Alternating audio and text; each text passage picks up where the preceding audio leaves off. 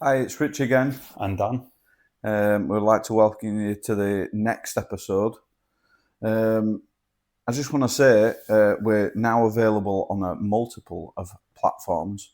And on top of that, I just want to thank everybody for listening, for subscribing, for taking your time out of your day to listen to us and our bullshit. And the feedback's been brilliant. Yeah, So it is really nice. and just as a quick note, this is a hobby by us both. It's not a business. We don't make any money.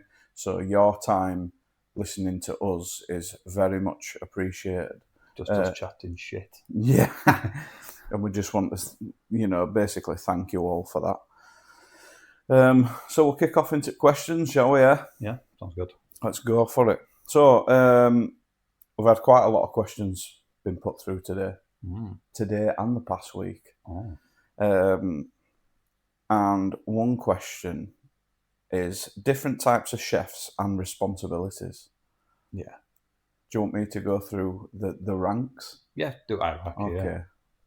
So we'll do ranks. We'll do bottom to top. Bottom to top. We'll do ranks and then we'll do responsibilities. Yeah. I'll do ranks, you do responsibilities. All right. If you can fucking remember them all. Been a while since I've been at the bottom of the title. So just before we go into the ranks, all kitchens are different. Yeah. And that goes from hotels to restaurants to small cafes to whatever. But if you were in a full-fledged, fully kitted out, full team kitchen, this is how your ranks would be. And I mean, I'm talking 25 odd chefs. Yeah. Okay. So it starts off with your trainee. Yeah. Trainee chefs basically do fuck all, peel spuds. The blank canvas. Yeah.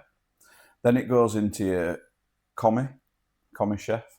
Which sometimes have different tiers of commis chef as well. Yeah. Depending on the structure of it. Yeah. Then we'll go to a senior commis, which isn't much of a step up, but it's something. Yeah.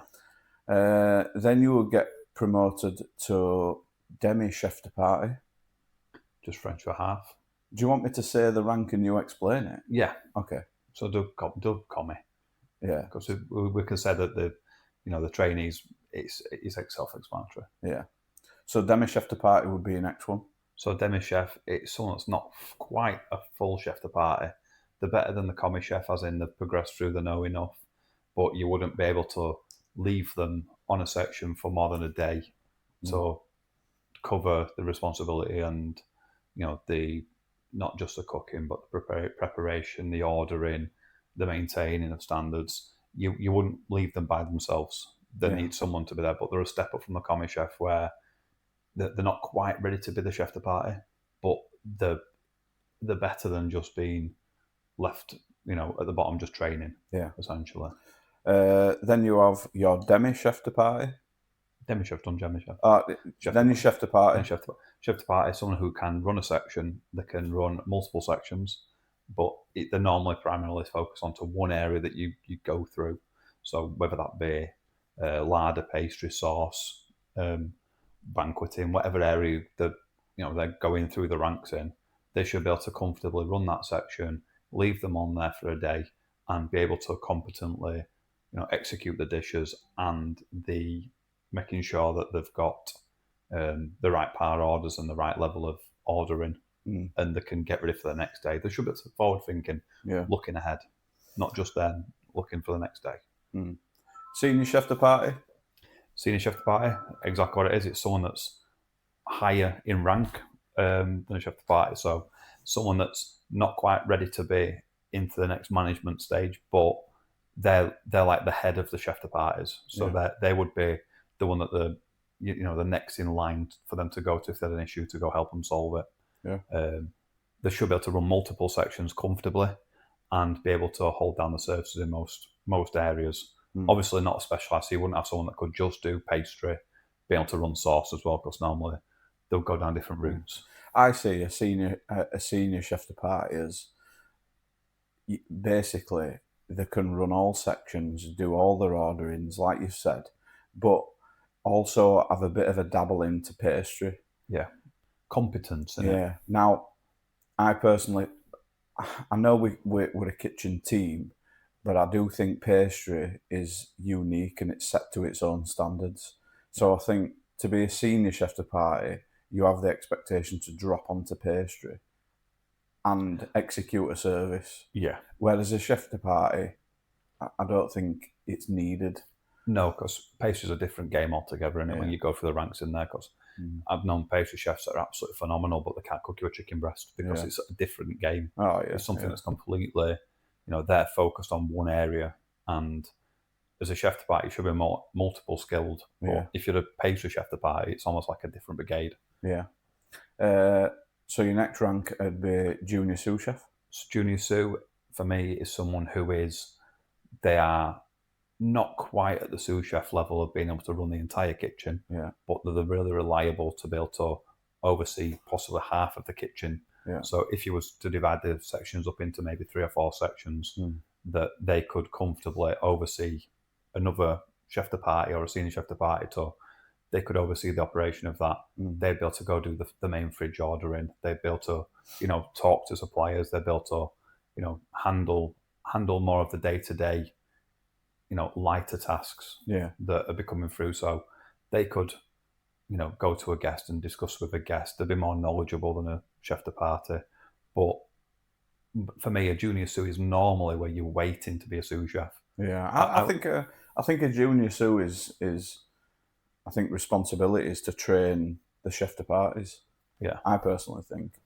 I think that's their sole responsibility to get them ready, to get chef de parties ready for service. I think that's their main goal. So more hands-on rather than Yeah. it should be a more hands-on approach. And then at your next rank, your sous chef, I think that's when it turns into more of a management role. Yeah, definitely. That's probably they always say that the longest position to get out of would be a chef de partie because there's a lot to learn, but the hardest position to move up from is a sous chef. Yeah, there's a transition there, isn't there? There's going from chef de partie to sous chef. I think that's when you turn from being a chef into being a manager and a chef. You have to basically put your thinking cap on a lot Yeah. more and be able to have more. It's more about experience and knowledge of a vaster amount of things than just cooking with the pans. And it's So just to touch on what Dan said, so a sous chef, I personally think, needs to run a full section. Yeah. So on a section, you would have a sous chef, a chef de partie, and then probably 2 commis running one section. I say sous should be able to hold the kitchen down. Yeah. As in be competent at running the kitchen. Yeah. In the absence of the head chef. So they should be able to, for 2 days a week, should be able to maintain standards, maintain the ordering levels, maintain, cooperation in the kitchen, and keep and adhere to the, the day-to-day standards that have been set. Yeah. It's almost like they've got to be the front line of the they're the safety blanket when the head chef's not there. Yeah. They're the ones that people need to go to, and anything should go through them. It shouldn't go straight up the ladder. It should go up to them. So get dealt with through there. So another rank that sits side by side with sous chef, which I think it's a category in its own right, and I'll explain this one because I were this rank for a bit, and my mentor was also this rank as well. So the rank that sits side by side would be a chef de tournant. Yeah. Now, I personally think a chef de tournant basically doesn't specialise in a specific section. So if you were a sous chef, I think you'd be pegged to a section, basically. Usually a sauce. You'd run sauce, you'd run larder, you'd run pastry, whatever. A tournant basically covers another sous chef in that absence. Yeah. So let's say if your pastry chef were off for 2 days, on 2 days off, I, as a tournant, would cover that section. Yeah. Let's say sauce sous chef were off for 2 days, you would move over and you would take over that section for 2 days. Do you know what I mean? Like in internal agency, isn't it? It's basically like a fill-in chef. Yeah. It's big on cruise liners. Yeah. Cruise liners have that as a position of, that's the highest entry level that you can go in a cruise liner without previous experience on a boat. Yeah. Because I was looking into years ago going into boats, and that's the highest position that you can go in at without having any experience on cruise liners. Yeah. Which is pretty good actually. Yeah. And then you go to your big leagues, Obviously, this doesn't really need explaining. So you've got your head chef, and then you would have an executive chef above that. So just as a brief explanation, your head chef obviously runs the kitchen. They deal with the stock management, the purchases, and the day-to-day running of the kitchen. Between the executive chef and the head chef, if there are two ranks that are filled, if there's a head chef and an executive, the executive basically wouldn't touch any food. Yeah, won't touch a knife. He would be creating menus, he'd be looking at the paperwork side, the analytics, the health and safety. Your head chef would purely run the kitchen. Traditionally, exec chef will be a multi-site outlet. Yeah. So it'd be somewhere that's got more than one food source going out. So you need to overlook multiple head chefs. Yeah. So it's just like it's the step up from that to overlook like an area chef. A bit like an operations manager, but exactly. in the kitchen. So that basically outlines the ranks. I think there's one thing we've missed on here that we've skipped past. We explained the word demi, as in half French, but we didn't explain sous. Yeah. Because obviously sous chef, like if it was going to be a head chef, a half head chef, it would be demi chef. It doesn't make sense. Yeah. Sous, people don't understand what sous means. It just means under. Yeah. It's an under chef. That's all it is. It's under chef. Yeah. Because the amount of people that when you say what is a sous chef, and you ask them to explain what that role is, they can't even explain the name of it. You think if you're that position, you should know what that but means. chef means boss. Yeah, so it's the under boss. Yeah, so boss and under boss. Yeah. So you don't have that people think sous second. Yeah. But that's not second in French. It actually comes from old school French Foreign Legion. So in the French Foreign Legion, they actually call their superior chef. Yeah. Because it means boss. It's regimented as well, and it does have a fitting with a kitchen, really. Yeah.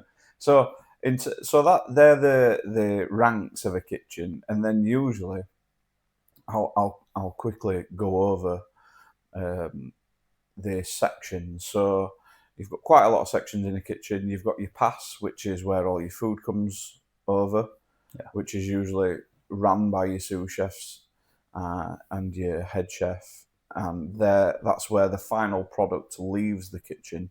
That's at the front. The last check. Yes. I've never really seen any seniors work from the back.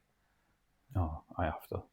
You have to what? Lead from the back? I have to cook and play. I don't get a luxury at the moment. I don't get a luxury of that. And then you have a couple of sections going. You've got the larder section, which deals with all your cold food items, your smoked stuff, your pâtés, parfaits, your soups, your garnishes, your light stuff, and basically your stars.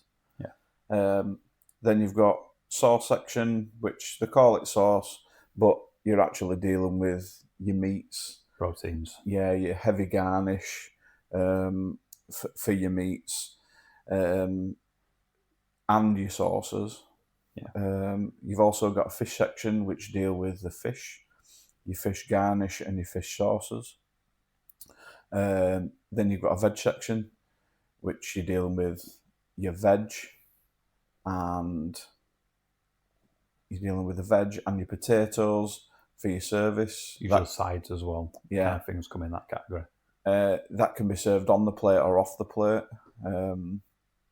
When I say off the plate, I mean in little bowls. Side dishes. Yeah, side dishes, yeah. Then you have...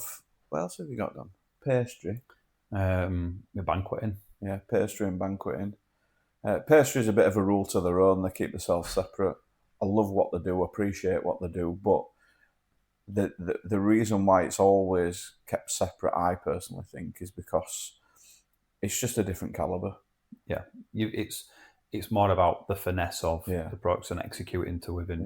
Yeah. You've got everything's weights and measurements and times. Whereas when you're cooking a piece of meat, the size of the protein differs. Yeah, it can be a bit more salt, a little bit more. Exactly. So you can. I always find that with cooking, you can always add as you go. Yeah. Whereas pastry, you can't add once it's finished. So you can't add if you don't put enough sugar in and you make a cake, you can't add the sugar afterwards. You can't make it sweeter. It's a bit more of a science, in exactly. Yeah. So that's the responsibilities and ranks and the sections in a kitchen.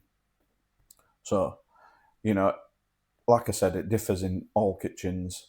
You know, that was just a brief overview of See, in my kitchen, I separate larder into hot larder and cold larder. oh, do you? So the cold larder is usually, well, as it is, it's all the cold items, and hot larder is the hot items. So because of the way that the layout of my kitchen is, it's very difficult to do a different flow to it. Yeah. You've worked in that kitchen, you've known that kitchen. Oh my God, The yeah. flow is so hard. So to get that flow correct, I've had to think about the way that the sections can run. So the hot larder does the side orders and any kind of garnisher bits. So they'll do the mashed potatoes, they'll do the different types of purees that I need for certain dishes. Yeah. Because, you know, in a smart kitchen, you have to double up on certain items so that you've got, you know, there's no point making a pea puree on starters and then making a pea puree for main course. Yeah. You make one pea puree that's bang on and then you share it among the kitchen. So it's the same standard. Yeah. So it's mainly just bulk prep jobs that are put onto cold larder, a hot larder, where the fryer's over there. So any potatoes, any fries, chips, you know, people love fish and chips. Yeah. Apparently, battered fish and chip, people love it. Because it's a fucking thing. It is a thing. But that comes from that section just because that's where the fryer is located, and it's easier to. That's a main course that they do, so it's away from sauce. So you're not having to watch over a piece of fish frying in fryer while you're cooking a nice chateau. Yeah. It's a different, you know, it helps with timings. Really does help. So, next question. What inspired you to become a chef? Do you want me to go first? Yeah, because I need to put mine into correct words. I need to put it in a way of it makes sense. So my answer to this question is nothing inspired me to become a chef. Really? Really. So, just a brief sort of intro. I used to make hot water storage cylinders. And I used to weld and braze. And I was 16 years old. Welding and brazing. Right? An health and safety officer came round and said, "Why is a 16-year-old welding and brazing?" And they kicked me off. Really? And I ended up foaming the things, you know, putting a layer of foam around these cylinders. Yeah. And I fucking hated it. So one of my mates turned around and says, "Here, do you want to become a chef? Like, do you want to be in a kitchen cooking?" I was like, "Yeah, go on then, I'll give it a go." And it just went from there. Now, as a blanket statement, chefs usually, I say usually, I'm not downgrading anybody who's got qualifications, by the way, but chefs majority don't really have any qualifications. No. The one thing I mentioned this yesterday, I've never asked a chef for his GCSEs. No, Why the fuck would I? Yeah. It's not relevant information to a kitchen. No. To be fair, most paperwork's not relevant to a kitchen. It's more of a hands-on. Can you cook? Yeah. No. So the answer to that question for me is nothing inspired me. I think I've been inspired along the way in the journey, but to become a chef, no. I was just thrown in at the deep end and off I went. See, I never had a different option. So I had... My inspiration is not really... It was, like you said, built along the way. So my granddad had a bakery before I was born. He had a bakery, and it was like in Ossett, one of the notorious bakery. He had it. Known for miles around. He was, you know, expert at making breads and different stuff. My dad worked in the bakery, so my dad worked there for many years, and he's brilliant at making breads and stuff like that. Council came, wanted to widen a roundabout. Force bought his business, shut it down. You know, for a frigging roundabout they didn't even use. So that kind of, it's always been instilled into me that the freshness of stuff like that, like making breads and, you know, pies and things like that, that was always that my dad always used to make when he had a bit of time at home. He'd always be making these things. But because I had a food allergy when I was a kid, I was the only kid in my school with a food allergy. And I was banned from eating at the school canteen. Well, the straight up just went, no, not allowed in. So rather than saying, no, we can adapt round, it was just, fuck you got an allergy, go sit in the library, bring a packed lunch, go away. That literally what happened to me. Wow. So I had to sit by myself in the library. That's why I never really had lunch at school. I'd go play basketball or something else, or go away from it because it's pointless. Like, you know, you sit by yourself and just eat a sandwich and go on and fuck off. Can't be doing that. So you were a loner as a kid. I was forced into it. I was bullied by frigging. I think I've got PTSD every time I see a Bullied dinner lady. by teachers and dinner ladies that would fucking get out, little Doris, and that kicking me out. Fuck off, we've got beans on today. Sorry.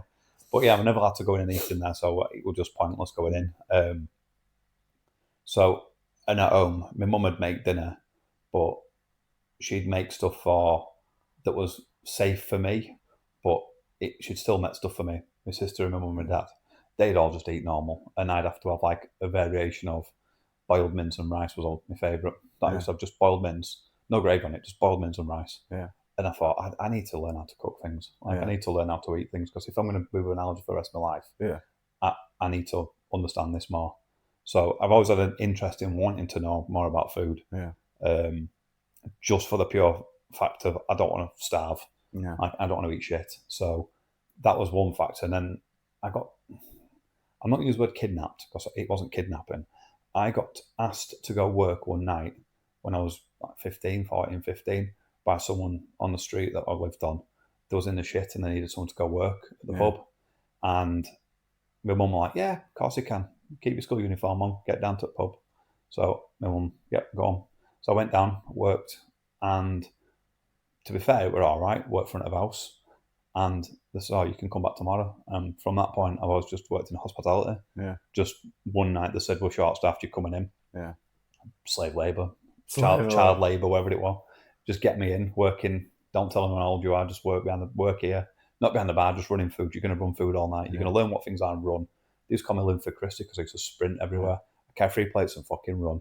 Like, that food was boiling by the time it got to the table. Talk about slave labour. And just to digress a little bit, I can remember once, because I was really young, I remember once having a job interview. Fucking job interview were on Mother's Day. To this day, I've been fucked over. Yeah. But because I was young and I really wanted the job, I'm not gonna out the place. Shame it. No. It were a really small Italian restaurant that made everything fresh, and I wanted it down. I really wanted the job. So he said, "Oh, come down on this and such a day." So I came down, but I didn't realise it was Mother's Day. Yeah. Right. So I rocks up, and honestly, I worked. He says, "Oh, do you fancy working for a couple of hours?" I worked my bollocks off. Right. On business day, yeah. we got absolutely shafted, and I turned round to him and what we would call an interview, and I said, "Have I got a job?" And he said, "Oh, unfortunately, you ain't got a job." What? So basically, just fucking bailed you out shit, and then you just said no. What I think it was is because he had a small kitchen and it were a small restaurant, he needed bailing out at shit on busiest day. So instead of getting agency, he got my dumb ass in to work my bollocks off. That's proper tight, like it. To be fair, proper tight. He gave me like 70 quid. He went, I've realised it's been a difficult shift, like, so I'll give you 70 quid. Yeah, but to not get a fucking job after. You just served all these customers for me, and you've just learnt my menu instantly, but nah. And I nailed it as well. So talk about being thrown into fucking deep end. Yeah, that's proper tight. Anyway, next question. Where does the industry go from here, and what does the future look like? Oh, I can imagine it's not going to be very pretty for chefs. Do you want me to see? I have to go first in these questions, because what happens is if your brain doesn't process the answer, you'll come out with something ludicrous and offend loads of people. Oh, can I start on this one? Because I know the answer to this one. Go on, then you go first. Because of the way of the world of allergies and intolerances, that I think that we're all going to be having, it's going to be guys in white suits making ready-made dinners and shipping them out for safety. I think because there's going to be that much of a...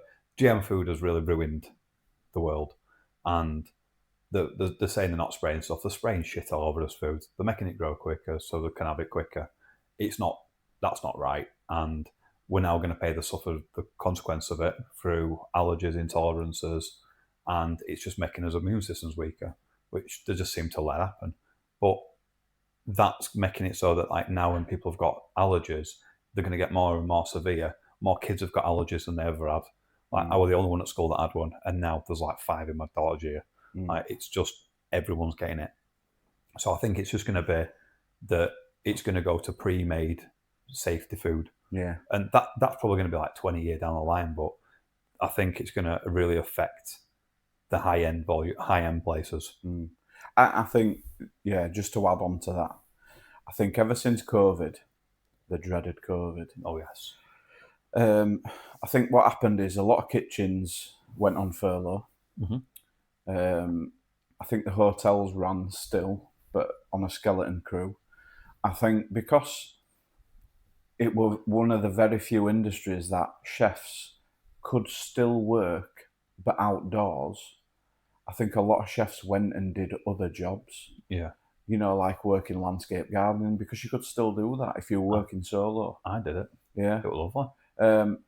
So what I think happened there is chefs saw the other side of what life could be like. You know. Yeah.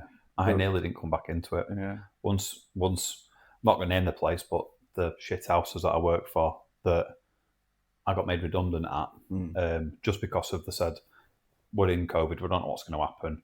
Your wage is too high. See you We're not later. paying you. Rather than Yeah. keeping the skill level, and they kept the morons that was unskilled morons. Yeah. Literally, couldn't even tie their own shoelaces. People, they kept them on because it was cheap, manipulative labour. Yeah.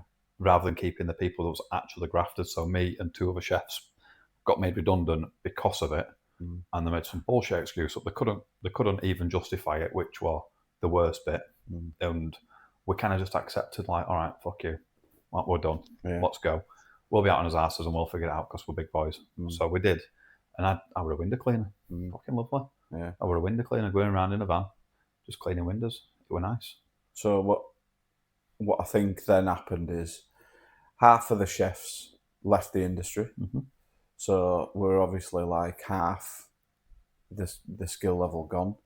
And then once you come out of COVID, there were obviously that, you know, government wanted to input a structure where they'd pay for a majority of the dining to get people back into the industry, which Eat were out, great. so whatever it were called. You know what, Dine out, eat out, whatever it were called. Which were great. You know, it did what it needed to do, but half of the chefs had gone. It was a stupid idea when you think about it, though. You're only allowed a table of 6, and it's all like you've got to be spaced out. But what we're going to do is we're just going to incentivize everybody to go out and slam these places to pump money back into hospitality. Yeah. But none of it's safe, which is why I went to the second lockdown. Because they didn't do it safely, because of companies like massive corporations that won't name the massive corporations, but they won't care if I did. The big places that are doing your certain types of carvers and stuff like that, they were slamming numbers through, thinking, we've had lost revenue for a year, we need to get some money in here. They were doing that, taking the kickback off the government, which helped boost them all up, pay the staff, fantastic, all that shit. But all it did was spread COVID around even more, because you're putting it back into a small environment where chefs can't be sick because we're not allowed to be sick. And you've got someone that's got COVID that's working in the back that's just spreading it around. Going to the second lockdown. It was a really bad idea, that. He needed to be put down for putting that idea up. You're fucking digressing, you on my bastard question. I'm sorry, but it just rattled me. That floppy-haired bastard just doing wrong stuff, he really rattled me with that. But it just fucked chefs out, didn't it? It proper fucked us. Yeah. I would help out in a pub on a weekend just because my wife's work, they needed help. And I was happy working through the week doing my window cleaning. Saturday, Sunday come, they wanted me to go and work in the pub to help out because they was getting slammed with no staff. I went in, absolutely hated it. I'm not gonna lie, it was fucking dreadful. Someone like, it sounds really tight, someone like us that can cook, that knows how to do nice things, that care about food, going in and standing there and doing 700 carveries, it's fucking degrading. Like, it is not, from knowing the other side of how to do stuff and wanting to care about the plate of food, to just being chucked in going, you're going to get shafted with no staff, and you're going to serve food that you're not happy with. It is so upsetting. So upsetting. So back to the original question. This is what happens when somebody, me, has autism, and I'm set in my ways, and I have to run by a script, and you, just ADHD, just waffle on. I can't help it. It's ODD, ADHD, so when you hear me, ATS, all that shit. So when you hear me having to rein Dan in, this is why. So back to the question. So I was halfway through it when you started ranting. So I think COVID took half of the staff, half of the workforce. Moving forward, I think now we're struggling to get that other half of the chefs back in the industry to fill it. So, like you said, moving forward, I think we've got quite a lot of untrained chefs in the system, but because we're that busy, we can't train them properly. Yeah. And then the second half to the problem is the allergies, because there's that many allergies. Chefs are always looking for damage limitation. We're trying to find the safest route to execute what we need to do. So basically, I think, like you said, the answer to the question is, like you said, they'll end up going to satellite kitchens, big places where everything's made at one site in lab coats, packaged, and then sent to units and then microwaved. That's one. Or I think menu on the freshness side in small restaurants, I think the menus will get reduced eventually to 6 or 7 items, but that contain the most limited amount of allergies possible to keep everyone safe. I think that's the way the industry is going to go. Yeah, I can see that. Then I think there'll end up being 2 styles of food. I think they'll either be really high-end Michelin star, you get what you pay for, you don't tell me what you're eating, chef tells you what you're eating. Menu style. Yeah, Michelin star jobby. Or it's your flat rate, pre-packaged, we'll bend over backwards to feed you, but everything's... It's going to taste the same. Yeah. Whether you have a lasagna, cottage pie, or a fish and chips, it tastes the same. So I personally there's no fishing in fish and chips because of an allergen. Yeah, I think you said it'll be 20 years or whatever down the line. Yeah. I think it'll be close. I think we're looking probably like 10 years, I reckon. I tell you what, being in this industry doing that is going to be soul destroying, isn't it? It will be, but... Because either way you look at it, you kind of design stuff up for customers to enjoy. So if you're having to create a tasting menu that is completely allergen-free of all this stuff, so you can guarantee that you're a gluten-free restaurant or you're a vegan restaurant or whatever you want to be, then that really limits the amount of variation you can have. Yeah. It's like my wife's celiac. Don't stop me eating bread. Yeah. Because I fucking love the stuff. I limit the amount of stuff that I try and, I look closer now at allergens just for, if I need to bring something home, she's like the guinea pig. I found something that's, a new brand, new product. Try this, tell me what you think, because she knows what things are supposed to taste like, and now she knows what brands taste like. So I use it as a kind of trial and error kind of thing. Does this taste nice? Yeah. Is it shit? And 9 times out of 10, all this new stuff that's going through is terrible. Yeah. And it's just because they're trying to make it all gluten-free, vegan-friendly, dairy-free shit. If that's the way of the world, it's going to be very scary. Yeah. Even when they brought in the calorie thing, I think the calories are bullshit. It's point like we digressing again, but one thing that we both said before is I write an allergy guide every single time I change something on the menu. What a dish changes, or I have to redo. I have to review it every month just to go through to make sure there's nothing changed within that month period. Yeah. I have every dish that I do, I'll have a set standard for it. If I change one ingredient, I have to change the entire spec sheet. What I do is I just write on top of a new one, like the updated version of it, so that I can go type it up all in one go. And I have never once been asked for that in my entire life. Been asked for that. I've been asked for it once, and you think how much effort we put in for. Never. It's even say by a customer. I've been asked. Front of house staff. To be fair, the previous place I worked at, the front of house staff were on it. They wanted the allergy, because we did if we did a buffet, we had a breakdown of the allergies. They were on it. We need the allergy sheet so we can serve the buffet. Really good system. And to be fair, so the previous company I worked for were called Valor. They were a managing company which run Hiltons and stuff like that. Alongside my executive head chef, Ash, the allergy system they've created for that hotel were fucking unbelievable, untouchable. I do think it was probably the safest system I've worked with. Yeah. See, mine is, we have, say there's a buffet that's coming in, I have set templates, but obviously being a place that's just more of a bespoke place, people come in and they want to change stuff or they want different dishes. So I kind of I spec out my basic stuff that we have on that, like a funeral buffet. We have all the stuff on for that, and then they'll bring it to me before we type it up. Like they'll bring a typed up version to me, and I check over every single item just to make sure there's nothing we missed off there. Sometimes, for some reason, when you have a reception team that are just typing your stuff up, they'll add allergens just for the laugh of it. Yeah. And you think, why? There's no sesame in that. It's coleslaw. Why would you put sesame in coleslaw? Like, it's not in there.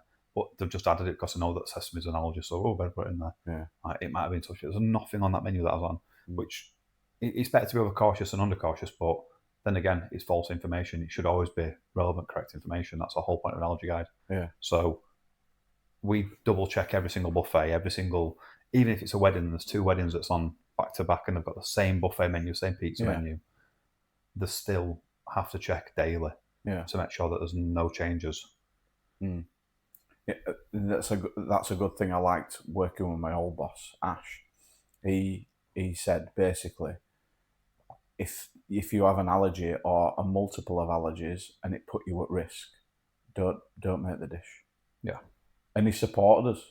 If we turned around and said it's too many allergies, it's not safe to create this dish, he'd be like, don't do it. Yeah. And if we said no, it'd be like, and customer kicks off, he'd be like, yeah, I support my chef, which is unheard of, really. I really like that because I 100% agree with that. But the hardest bit of telling the customer no is that but if you company ethos is the customer's always right. Yeah, but right or wrong, if you can't keep that customer safe, who's going to jail? Well, chefs. Well, it's us. Yeah. So I'm not going to go to jail just because I put somebody at risk. I've had it where they've come in and said, "Oh, I'll risk it. Yeah. It's not your call to make anymore." So, like, "Oh, I've got a shellfish allergy." Well, you can't have fish and chips because we cook tempura prawns in the same fryer as fish, so you can't. I'll risk it. And What do you mean you'll fucking risk it? No, you won't. Yeah, but it's a contamination's all right. It's just it's not a direct allergy. Well, then it's not an allergy. Then it's not. No, it's either you're allergic or you're not. Don't tell me you are or you aren't. Yeah. It's either you can't have a small amount of it and be okay. That never happens. Allergies are. It's not intolerance. The difference between allergies and intolerances. Yeah. And people don't seem to understand that. But just like giving somebody an allergic reaction and understanding it and putting that customer at risk. I don't want to be in Armley prison with my pants down picking soap up just because of a fucking shellfish allergy. Do you know what I mean? It's not worth it. Anyway, we have completely digressed away. Can't remember the original question. So, because we're pressing for his quarter of time, we'll do as last question, I think. So, what's the one thing you've learned as a chef that surprised you?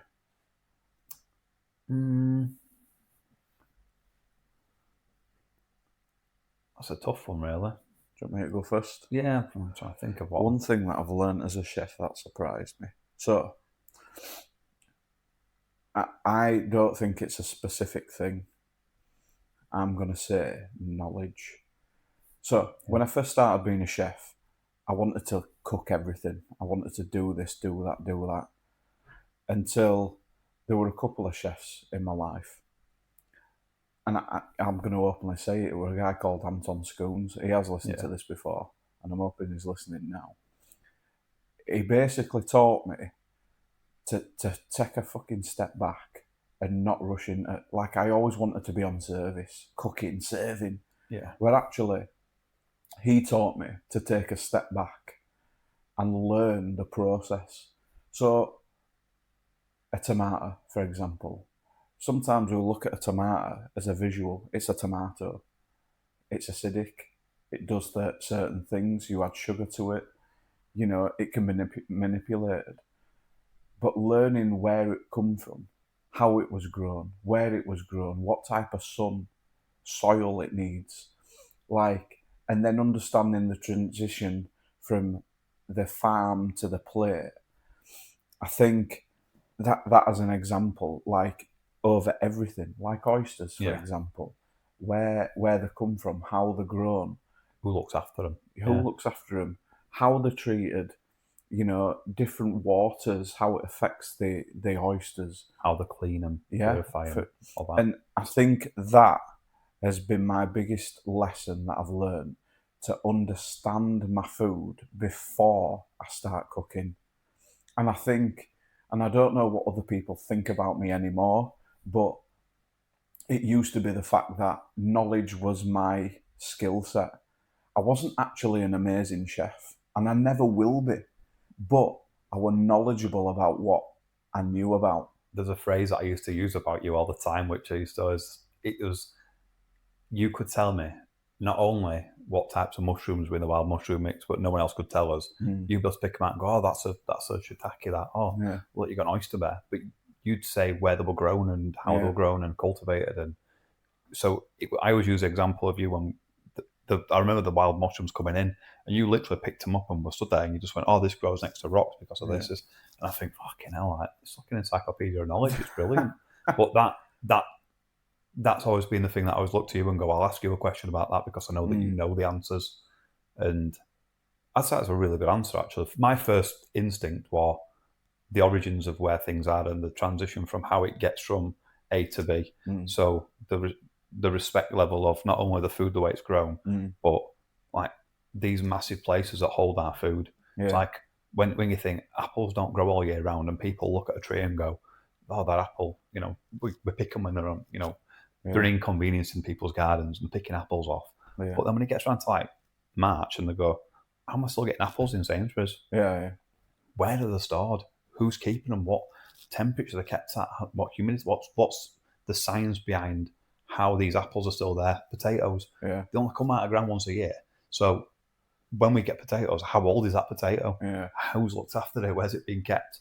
That side of it's been quite I like looking at that side of it, and that's been one thing that I've really tried to push on. And the guys at my work, they'll always say, they'll come up to me with a random fact that they've learned and say, right, do you know what this is?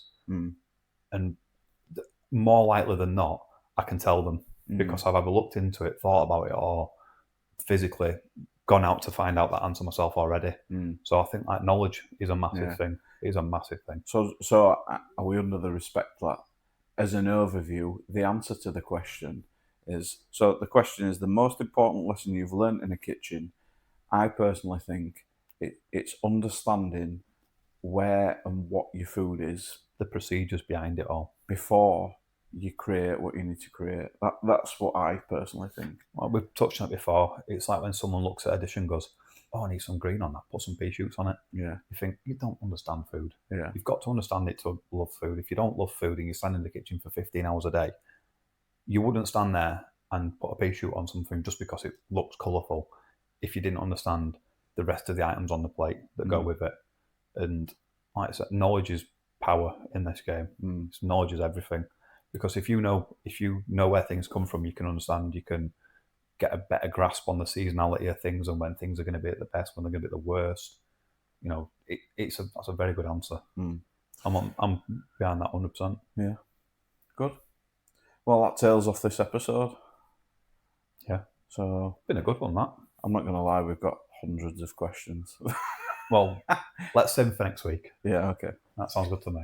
So it's been a pleasure again, and we look forward to seeing you on the next episode. And go on all the platforms and just click on every single platform you've got to get his numbers up, please. Yeah, do that standard shitty thing that all YouTubers say: like, click, and subscribe, or whatever they all say. We'll do a giveaway of a Rich will get a kiss next time I see you. Yeah, if you're up for a kiss. If you're up for a kiss, no, you just have to drop us a like or whatever you do. Charlotte listens to this podcast. I am not. Well, she better like then. She better fucking like then, or else she ain't get a kiss. Thank you very much, and we'll see you next week. Bye.